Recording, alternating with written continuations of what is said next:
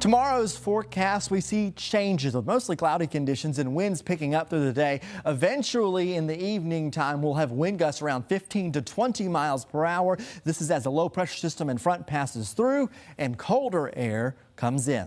So tomorrow afternoon will be mild in some locations, 64 in Crestview, 63 in Milton.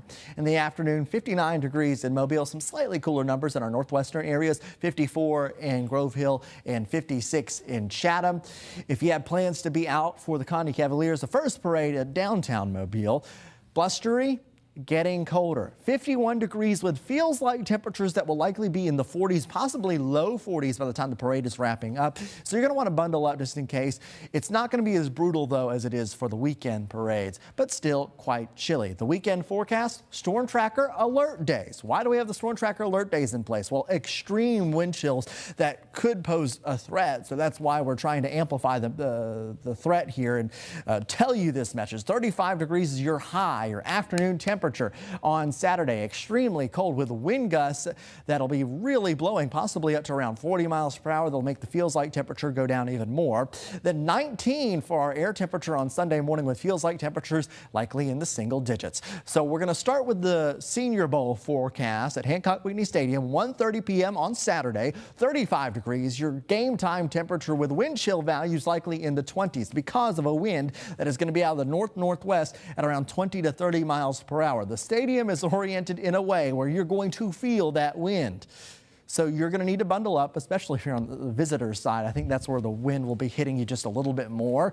Mostly sunny skies, but don't let that fool you. You're going to need the jackets. You're going to need the layers. See how long you can last out there because it is going to be cold. Also for these parades, 2 p.m. Bayport Parading Society, sunny and windy, 35 degrees with feels like temperatures in the 20s at 2 p.m.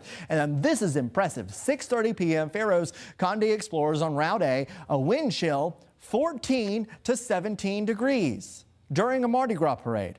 One of the coldest we've ever seen. It's going to be really big time stuff here. You can see how the winds gradually get stronger through the day on Friday. This is not going to be an instant turnaround like we had last time with our front. This is going to be a gradual one.